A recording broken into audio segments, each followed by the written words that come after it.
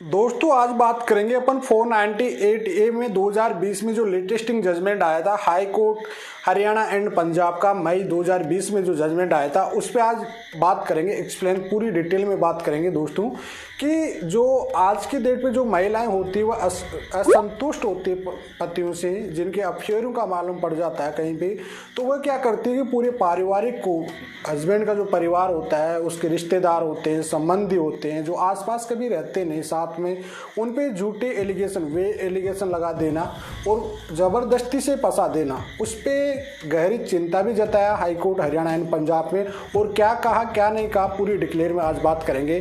तो चलिए दोस्तों, नो टाइम पास नो बकवास, सीधा करते काम की बात। मैं हूं हंस। सेकंड बात दोस्तों, अगर आपको जजमेंट चाहिए डिस्क्रिप्शन में लिंक होगा, डाउनलोड कर सकते हैं। देखिए दोस्तों, एक केस ऐसा जाता है जिसमें क्या होता है कि महिलाएं जो होती है जो पति से असंतुष्ट होती है, ठीक है, अलग एलिगेशन थे उसमें, अलग अफेयर थे उसके, पति को ये एलिगेशन लगाया गया कि वह पति से संतुष्ट नहीं है। उसमें एंड में पाया गया कि भाई पति से किसी प्रकार से वह संतुष्ट नहीं है, लेकिन उसने क्या किया कि पारिवारिक के जो परिवार के जिसके परिवार साथ में कभी रहते नहीं थे, ठीक है, रिश्तेदार जिसके कभी साथ में रहते नहीं थे, उन सबका नाम इंक्लूड कर दिया गया उस एफआईआर में, ठीक है। दहेज केस में गलत एलिगेशन लगा दिया गया माँ बाप पे, सब पे, पिता पे, भाइयों पे, रिश्तेदारों पे, जो कभी पारिवारिक तौर पे उनके साथ रहते नहीं थे, जैसे जॉइंट परिवार नहीं रहते ना, मामा बुआ, जिनकी शादी हो गई वो दूर रहने वाले रिश्तेदार, सब पे एलिगेशन लगा देना।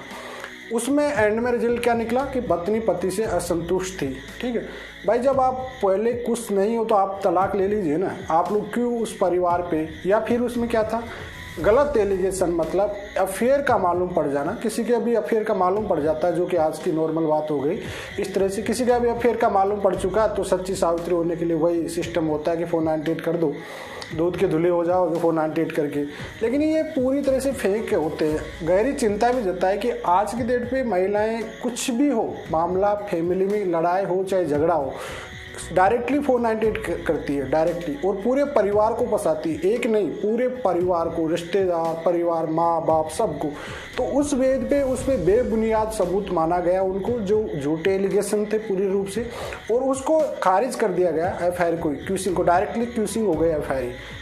ऐसे जब वेले एलिगेशन लगाए जाते हैं दोस्तों कि परिवार साथ में नहीं रह रहा, मैंने कई बार आपको एक चीज़ भी बोला हूँ, कई बार आपको मैं बोलता भी हूँ, जो सुप्रीम कोर्ट की गाइडलाइन होती है उसके अकॉर्डिंग मैं आपको बार बार ये भी बताता हूँ कि भाई जब भी आप 498 की जो एफआईआर है उसको क्यूसिंग पे जा रहे हो तो आप उसमें एलिगेशन वो चीज़ देखिए कि टाइमिंग, ड्यूरेशन, परिवार, कितने रिश्तेदार, क्या उनके संबंध, कैसे रह रहे हैं, क्या उस सिचुएशन में वो साथ थे या नहीं थे, क्या वो उनसे बाहर रहते थे, ये चीज़ों को आप टाइमिंग, ड्यूरेशन, इन चीज़ों को पकड़ा करो हमेशा। ये एक स्ट्रॉन्गेबल सबूत होते हैं आपके पास।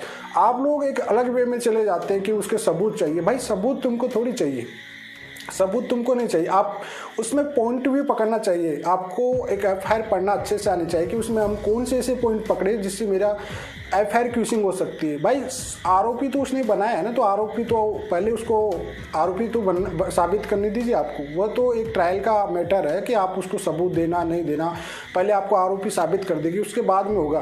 पहले आप वो वेग एलिगेशन देखिए जिसमें आप थे नहीं उस घटना पे, या फिर आपके रिश्तेदार थे नहीं उस घटना पे, उस टाइमिंग पे नहीं थे, वो चीज़ वेग एलिगेशन होते हैं, इस टाइप के जो बेबुनियाद एलिगेशन होते हैं। इन चीज़ों को आप लोग नोट किया करो हमेशा, एक सारणी बना के एक लिस्ट बनाया करो उसमें से, और एक परफेक्टली देखा करो कि यार ये जो टाइमिंग मैचिंग हो रहा है, जो रिश्तेदारों के नाम जो वे एलिगेशन फालतू के लगा रखी है पूर्ण रूप से झूठे हैं। इनकी चाहे इंक्वायरी सुप्रीम कोर्ट से हो जाए चाहे हाई कोर्ट से हो जाए, अगर वो ऐसे स्ट्रॉन्गेबल आपके पॉइंट रहते हैं आपके एफआईआर में तो डेफिनेटली आप क्यूसिंग पे जाया करो डायरेक्टली। देखो 498 की एक ही जो क्यूसिंग के लिए आप एफआईआर बेस पे जाते हो उसमें क्या क्या बेनिफिट मिलता है मैं आपको पहले आज बता देता हूँ।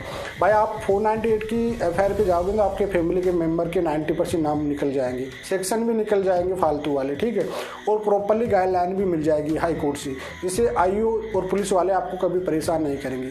कुल मिला के आपको पूरा बेनिफिट होता है 498 को डायरेक्टली एफआईआर को क्यूसिंग पे जाने के लिए। तो इस वजह से मैं हमेशा भी आपको कहता रहता हूँ, पहले क्या होता था पुलिस इन्वेस्टिगेशन भी करती थी, लेकिन आजकल जो पुलिस हरासमेंट कर रही है लड़कों के साथ, बहुत ज़्यादा हरासमेंट होता है। मैन बात हो जाती है कभी क्या उठा के डाल देंगे, जबकि गिरफ्तारी बंद कर दी गई है। सुप्रीम कोर्ट की गाइडलाइन हर किसी के पास है, उसको बिल्कुल फॉलो नहीं की जा रही है।